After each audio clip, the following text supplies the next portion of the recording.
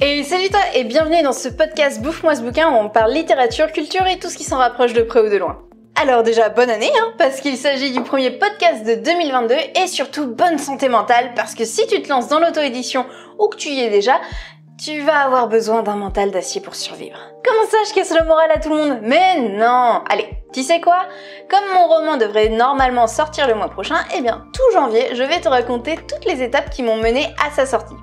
Ah, et si tu te demandes pourquoi j'ai dit devrait normalement sortir le mois prochain, c'est parce que j'ai appris avec le temps que rien ne se passe comme prévu. Et tu vas voir ça dans tous les prochains podcasts. Bon alors, commençons par le commencement. Pour écrire, il faut d'abord trouver une idée. Normalement, si tu es auteur, c'est que l'imagination et toi vous êtes plutôt poteaux, voire carrément, comme moi, que tu es très chez père et ça fait partie de ton quotidien. Donc normalement, des idées de bouquins, tu devrais en avoir une bonne centaine sous le coude. En tout cas, chez moi, c'est comme ça que ça se passe. Quand j'ai dû décider quelle allait être ma prochaine sortie, j'avais plusieurs choix. Un recueil de nouvelles dans le genre Promenons-nous tant que la mort n'y est pas, vu que c'est mon bouquin qui fonctionne le mieux, le tome 2 du Dernier Souffle, vu que j'ai pas fini la saga, ou le recueil de nouvelles autour de l'univers du Dernier Souffle, vu que j'essaye de relancer l'attrait pour mon roman. Bah au final, j'ai écrit un one-shot thriller what the fuck. Donc un truc qui n'était pas du tout dans mes options de base. Décidément, on se refait pas. Je t'ai déjà dit en fait plein de fois que j'ai beaucoup de mal à suivre les consignes qu'on m'impose. Et ben même quand c'est moi qui les ai créées, ces putains de consignes, j'arrive pas non plus. Bref, pourquoi j'ai décidé de faire encore autre chose et que je ne me suis pas imposé une espèce de discipline pour matcher avec un plan marketing? Parce que l'inspiration était beaucoup trop forte pour ce one-shot. J'avais en fait un besoin quasi vital de l'écrire. Et si je m'étais lancée dans un autre projet, bah j'y aurais pas mis mes tripes comme là. Tout comme pour Promenons-nous tant que la mort n'y est pas, l'écriture en fait de ce roman a vraiment eu un effet thérapeutique sur moi. Et si Promenons-nous plaît plus que le Dernier Souffle, c'est parce que ça se ressent énormément. En fait, il existe plein de types d'auteurs et plein de raisons d'écrire. Mais je suis foncièrement convaincue que moi, en fait, je ponds mes meilleurs écrits quand ils sont thérapeutiques. Et c'est ça que les gens préfèrent lire chez moi. Et c'est ce que je préfère écrire de toute façon. Certains sont très bons pour écrire un roman total fiction qui vient pas du tout régler un problème personnel. Mais moi, c'est pas mon cas. Par contre, thérapie ne veut pas dire forcément névrose. Ok, dans Promenons-nous tant que la mort n'y est pas, je t'ai parlé de toutes mes plus grandes peurs, celles que je n'ai jamais forcément avouées avant et qui me torturent depuis toute petite. Mais dans ce futur roman, je parle pas du tout de mes peurs, mais plutôt de mes envies inavouées. Allez, il est temps que je t'annonce en quasi-exclusivité le titre de ce futur roman, J'irai tuer près de chez vous. Ok, dit comme ça, tu penses sûrement qu'il y a quand même de la névrose là-dedans. Bah oui, forcément un peu, vu que je suis tarée. Mais on n'est pas du tout sur le même type de thérapie que pour Promenons-nous. Je te pose le décor. En octobre 2020, je commande des exemplaires de mon roman Le Dernier Souffle, et là, au drame, la Poste perd 5 exemplaires lors de l'envoi. Ok. Je refais une commande quelques mois plus tard, et là c'est carrément 10 exemplaires qui disparaissent. Je commence à la voir un petit peu mauvaise, tu vois. Mais je suis pas au bout de mes surprises. Quelques temps plus tard, j'apprends que des versions entre guillemets occasion de mon bouquin se vendent sur internet, et je rattache les wagons. Ouais, je sais, je le prononce à la belge, tu vas faire quoi?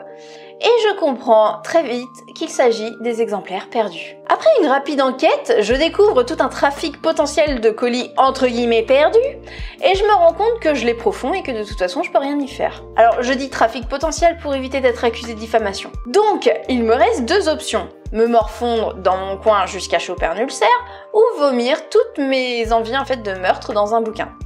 Un an après, je n'ai pas d'ulcère, donc je te laisse deviner l'option que j'ai choisie. Bon, à la base, l'idée de J'irai tuer près de chez vous, c'était une auteure qui se faisait voler ses bouquins et décidait de se venger version Dexter, la justicière des colis perdus quoi. Mais, il se trouve que mes voisins ont commencé à me casser les ovaires en faisant des soirées fenêtres ouvertes avec de la musique de merde H24, qu'un autre laissait son chien hurler toute la journée comme si on l'égorgeait, que des petits trolls sont venus me gaver sur les réseaux sociaux.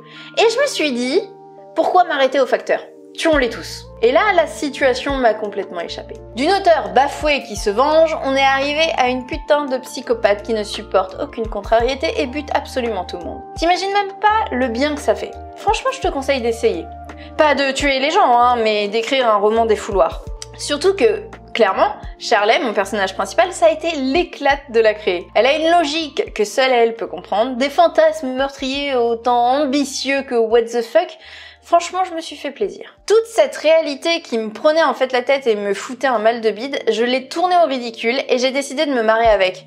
J'ai décidé de tout prendre à la rigolade et de faire en sorte que chacune de ces merdes qui me tombaient dessus en fait devienne une blague dans mon roman. Quand la vie te donne des citrons, fais-en de la limonade comme on dit. C'est l'esprit en fait de ma chaîne YouTube où je rigole des galères qu'on rencontre dans le monde littéraire et c'est ce que j'ai fait aussi en fait dans ce roman.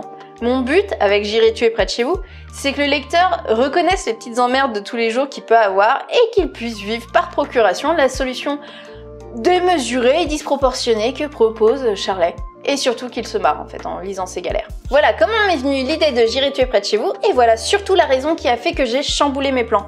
Le meilleur roman que je pouvais écrire à cette période-là, c'était celui-là.